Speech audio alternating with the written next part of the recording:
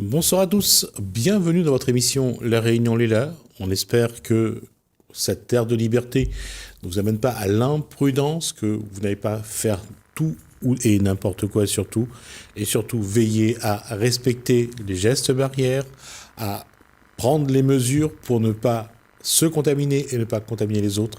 C'est important. On va essayer d'apporter quelque chose qui aide un petit peu, qui soulage un petit peu, c'est revoir le cinéma, voir un petit peu. Qu'est-ce que le deuxième festival, organisé par Armand Dauphin et sa compagnie, emmène donc à La Réunion, c'est dans Cosmo Réunionnais.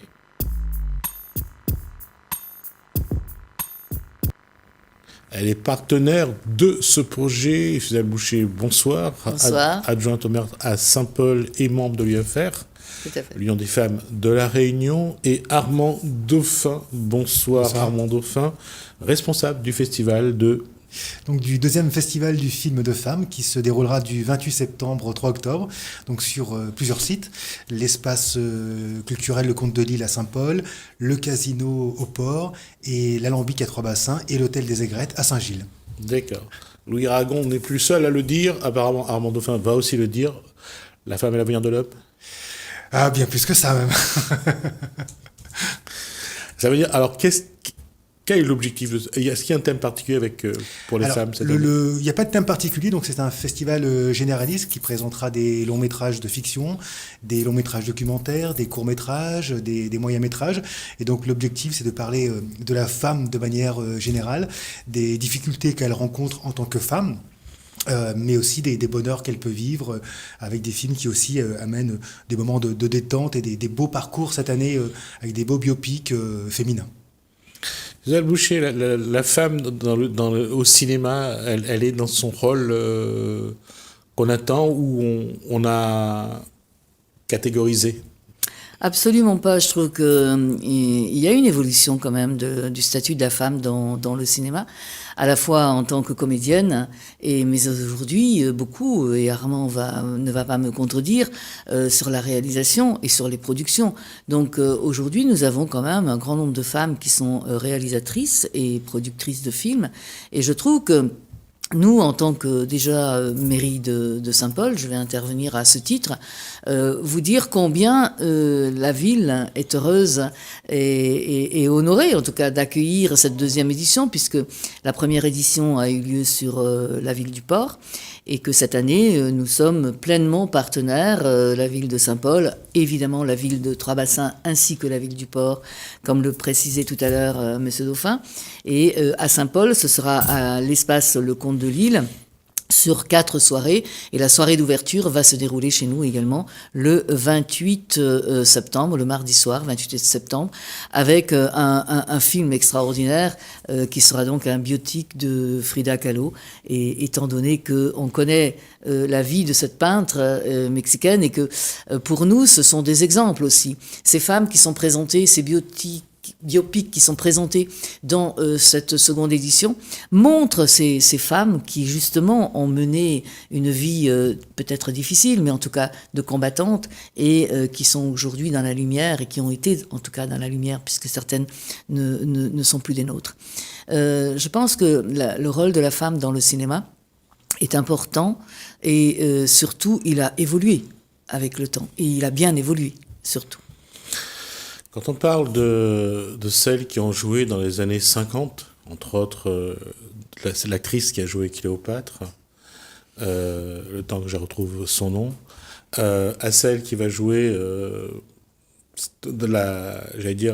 qui est partenaire avec Schwarzenegger dans Terminator, à Naomi Watts qui joue le rôle d'une femme qui doit choisir entre son enfant qui est le plus âgé et le plus petit quand il y a l'inondation en Thaïlande. Naomi Watts.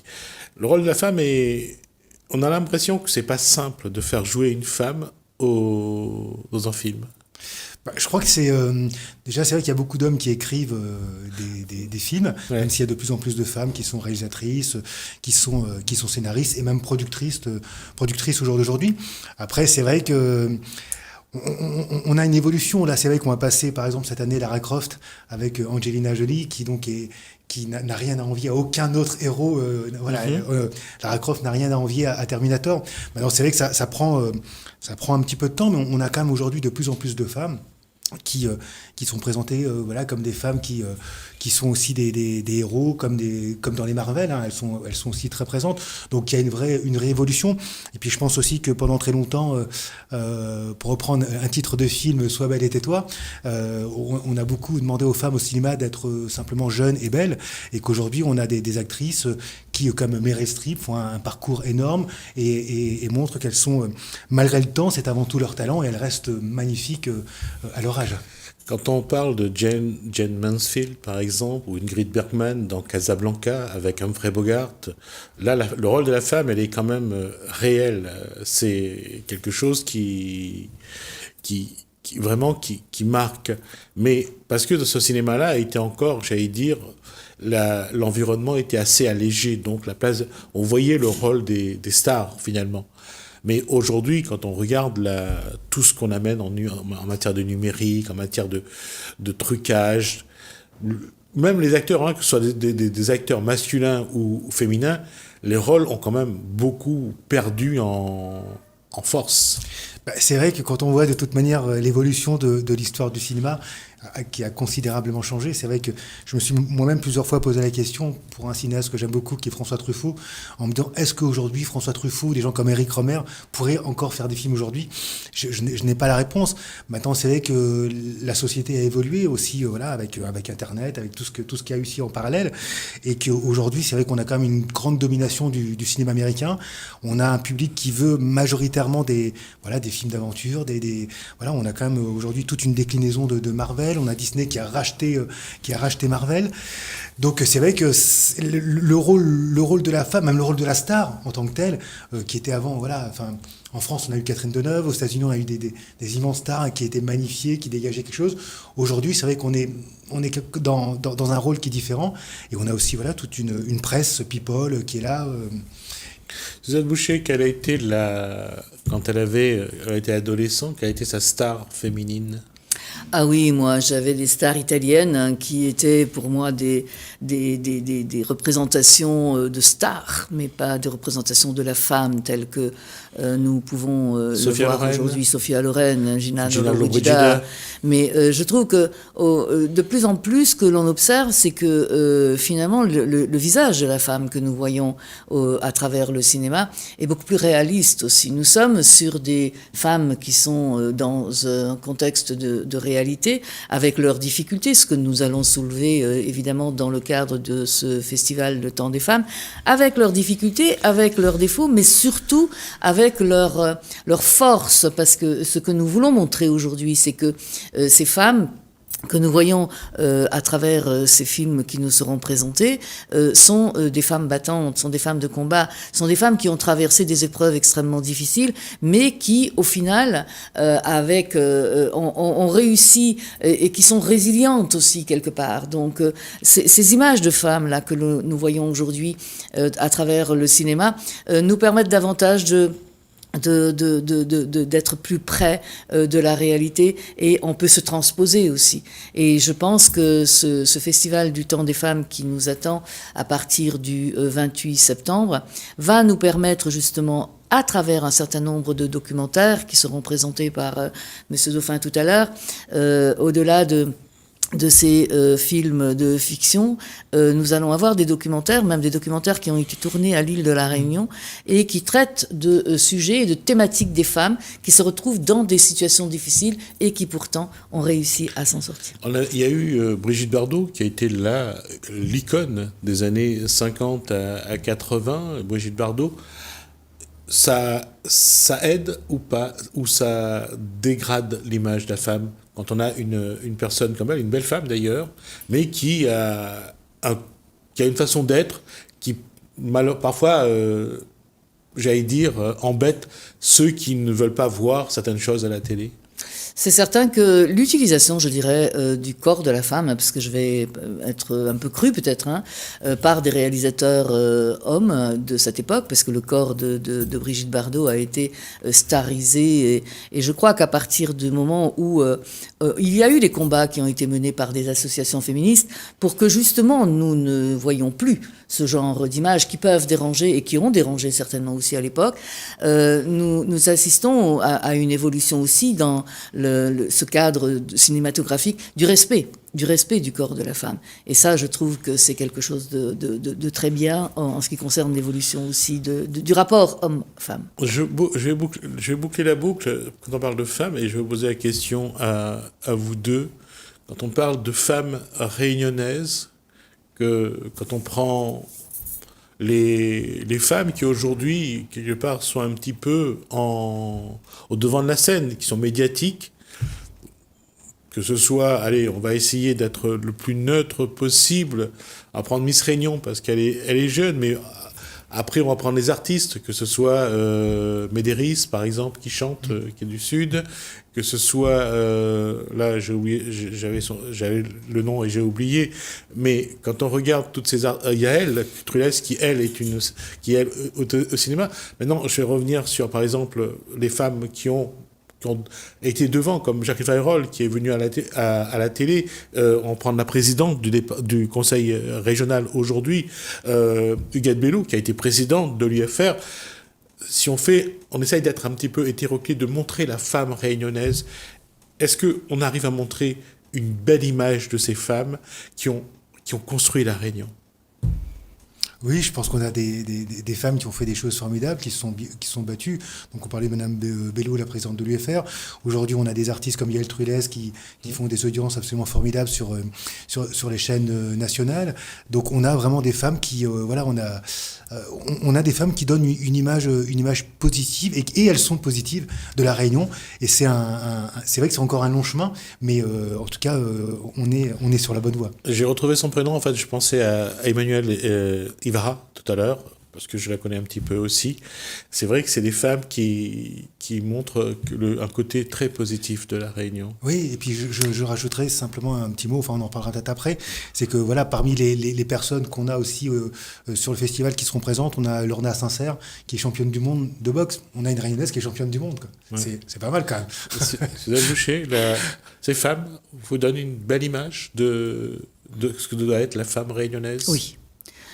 Très, très sincèrement, oui, parce que je vais parler tout à l'heure d'Erika Velio, dont on a peut-être discuté avant de commencer l'émission. Nous avons des jeunes réunionnaises qui aujourd'hui sont extrêmement talentueuses et qui ont réussi dans leur vie. Et pour revenir sur Erika Velio, qui devient une sorte de symbole aussi. Je crois qu'elle est aux Pays-Bas, si je me trompe. Elle est aux Pays-Bas. Elle travaille dans tout ce qui est l'aéronautique.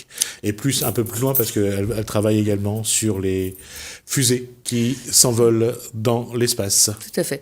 Elle est à Cap Canaveral, et pour présenter le programme, elle travaille sur le programme de la capsule Orion. Ça sera une première capsule qui va partir dans l'espace avec une femme. Donc c'est sûr qu'elle a aujourd'hui des responsabilités importantes, et je crois qu'elle est ingénieure dans l'aérospatiale. C'est une Réunionnaise de Saint-Paul. Et c'est une Réunionnaise de Saint-Paul. On va juste faire aussi un clin d'œil à Varika Panamalé, qui elle est ingénieure également, et travaille plutôt en métropole, mais c'est une Réunionnaise de Sainte-Suzanne à l'époque.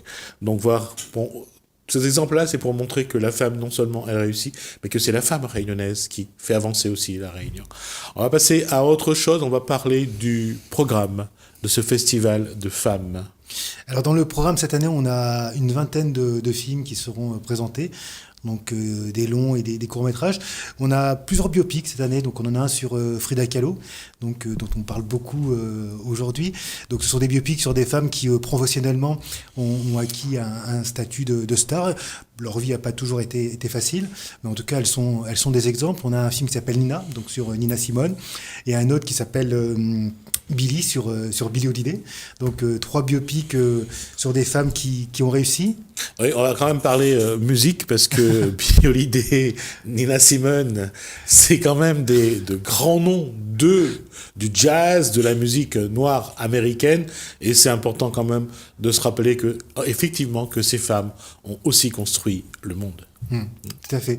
Donc ça, c'était vraiment important, en tout cas dans cette programmation, d'avoir comme ça des biopics sur des femmes inspirantes qui nous boostent, en tout cas dans cette volonté qu'elles ont eue de réussir leur vie professionnelle, malgré les difficultés qu'elles ont rencontrées à l'époque où elles vivaient. Non seulement les difficultés à l'époque, parce que être noir dans les années 50 aux États-Unis, c'était pas une mince affaire, mais d'avoir su s'imposer, et souvent c'est au détriment d'une vie personnelle. Tout à fait. C'est clair. Elles ont eu des vies personnelles, comme on le verra dans ces films qui n'ont pas été simples. Et même pour Tina Turner jusqu'aux années 90, quand on parle de violence faite aux femmes, c'est quelque chose aussi qu'il faut montrer, il faut aussi dénoncer, parce que on va prendre celle qui également a été victime de violences, peut-être pas seulement physique, mais psychologique. Elle est décédée il y a quelques années. Le temps que je retrouve son nom, je reviendrai, mais c'est celle dont la fille est morte aussi, juste quelques temps après. Donc, pour montrer à quel point la vie d'artiste de femme n'est pas non plus très simple. Moi, je voudrais dire quelques mots sur Billie Holiday, puisque ça va faire partie de notre programmation, le film qui va retracer sa biographie. Il faut quand même se souvenir que c'est la première chanteuse noire américaine qui a été l'icône une icône qui a lutté contre la ségrégation et qui a été la première à parler de racisme. Donc je pense que, et elle en a hélas après été un peu condamnée même dans sa carrière par rapport à ses prises de position contre le racisme. Et c'est important lorsqu'on parle de racisme à cette époque-là. Et je le dis et je vais le répéter souvent cette histoire, cette anecdote. C'est Jesse Owens qui a gagné 4 médailles d'or aux Jeux Olympiques de Berlin en 1936. Il revient aux États-Unis. Quand il va à une soirée qui est donnée en son honneur, on lui demande de passer par la porte de derrière. C'est quelque chose. Ça vous montre vraiment que le racisme, c'est pas anodin. C'est vraiment quelque chose de très ancré pour certaines personnes. D'autres choses dans ce programme ? Oui, alors après, c'est vrai que dans ce programme, on a aussi de nombreuses interventions. Donc, il y a de nombreux films. Alors, merci à la technique pour l'affiche. Donc, Le Temps des femmes est à l'écran. Donc, si vous voulez regarder l'affiche, vous pouvez le voir. Alors là, nous avons qui sur cette photo là ? Alors, donc, c'est Frida Kahlo, donc la célèbre peintre mexicaine, qui donc sera à l'honneur qui a l'honneur sur l'affiche. Il sera aussi sur les écrans avec ce biopic qui s'appelle Frida. D'accord. Et alors là, c'est Nina Simone, je suppose. Ah oui, c'est ça. Donc voilà. Donc là, on a Nina Simone. On a un autre film qui s'appelle $1 Million Baby, donc qui est un très beau film sur la boxe. Ce film a été fait par Clint Eastwood. C'est ça, avec qui joue dans le film. Qui joue dans le film avec Hilary Swank, et on aura donc l'intervention de Lorna Sincère, donc qui est championne du monde de boxe, championne de France et championne d'Europe. D'accord. Alors l'histoire, c'est comment amener une femme à être championne. Oui, c'est ça. Elle arrive, elle a une envie, elle a cette envie qui est de faire de la boxe. Donc elle rentre dans ce gymnase où il y a uniquement des hommes, où elle est rejetée parce que pour eux la femme n'a pas sa place sur un ring. Et donc c'est vraiment ça reste un film emblématique. C'est vraiment le combat de cette femme qui va tout donner, et puis cette relation avec ce vieux monsieur qui lui-même a des problèmes avec sa fille. Donc ça reste, je pense que c'est un des plus beaux films de l'histoire du cinéma, $1 Million Baby. Là, ça c'est quelque chose, même en sport c'était pas évident, et on rappelle de cette phrase de Pierre de Coubertin qui disait ça serait drôle lorsqu'il relance en 1896 les Jeux Olympiques, ça serait drôle de voir un 100 mètres courir par les femmes. Et montrer à quel point il était aussi misogyne, ce grand monsieur qu'est Pierre de Coubertin. Mais c'est vrai que j'allais dire, les hommes ont eu du mal à accepter que la femme ait sa place. J'interviens parce que je trouve que non seulement elles ont eu du mal, mais aujourd'hui on a dans le sport, pratiquement dans toutes les disciplines, des représentations féminines et de talent. J'ai entendu hier soir aux informations que les footballeuses Ça se passe aux États-Unis, les effectivement. footballeuses américaines ont enfin obtenu, après un combat de longue haleine, et le droit d'être payé, enfin une égalité salariale pour les clubs, enfin pour les femmes. Les footballeuses internationales, pour les femmes. Parce que jusqu'alors, en fait, la différence était énorme. Je ne citerai que la différence qui existe entre les footballeuses françaises et leurs homologues masculins. Ouais. Je crois que ça va du simple non, c'est multiplié par 10, je crois. Ouais, carrément. Plus que ça, parce que je crois qu'un footballeur peut toucher, international peut toucher jusqu'à 400 000 euros lorsqu'il joue à l'international, alors que pour les femmes, elles n'en sont qu'à 40 000, quoi. Donc le rapport est énorme. Ouais, les meilleures joueuses françaises, en fait, sont autour de 15 à 20 000 euros par mois. Sur les éléments qu'on a. Donc, c'est pour montrer que vraiment, la femme a encore beaucoup de combats à mener pour trouver l'égalité. Et encore une fois, je le dis et je le répète, en France, la femme n'a eu droit à ouvrir un compte sans l'avis de son conjoint qu'à partir de 1964. Il ne faut pas croire qu'on est aussi développé que ça ou aussi évolué que ça. Le chemin est long et difficile. Nous en avons conscience. Et je pense qu'à l'UFR, le combat que nous menons ne consiste pas uniquement à défendre des situations de violence intrafamiliale, conjugale. Nous accompagnons également des femmes qui se trouvent en situation de difficulté, que ce soit à travers l'emploi, que ce soit à travers la maladie, que ce soit aussi au niveau des maltraitances, au niveau des enfants. Et c'est vrai que je reviens toujours à ce festival du temps des femmes, à travers ces rencontres que nous allons établir à la suite de la projection de ces documentaires, ça nous permettra d'aborder un certain nombre de problématiques, justement, qui sont liées soit à la maladie, soit à l'inégalité, à la discrimination, mais également à des problèmes qui sont des problèmes sociétaux. Ce festival de femmes tombe vraiment bien parce que dans ce contexte actuel où la remise en cause de la place de la femme dans certains pays est de nouveau d'actualité, je crois que c'est bien que nous puissions nous poser des questions sur ce qui se passe dans notre département, dans notre pays, voir un petit peu quelle pourrait être l'évolution. Parce qu'il y a une chose qui est vraie, c'est que la remise en cause de l'avortement aujourd'hui devient un peu trop présent et redevient une question d'actualité. Tout à fait. Je veux dire, je vais laisser Armand aussi s'exprimer là-dessus, mais nous avons également, je pense, tout à fait conscience des difficultés dans lesquelles se trouvent aujourd'hui les femmes afghanes, et je pense que nous avons aussi apporté ce message à partir de la Réunion. Nous avons des messages à porter au monde, et je crois qu'aujourd'hui, dans la thématique que nous allons aborder dans ce festival, il s'agit des femmes du monde. Donc, nous allons parler de ces femmes qui sont effectivement des modèles, des exemples, qui ont traversé des périodes extrêmement difficiles, mais ensuite nous allons aussi parler de la condition de la femme à La Réunion, mais qui va avoir des résonances avec la condition des femmes dans le monde. Juste pour terminer, parce qu'on a déjà dépassé le temps, qu'est-ce qu'il faut regarder aujourd'hui dans ce festival ? C'est un festival qui est un véritable espace de parole, où on parle de la femme.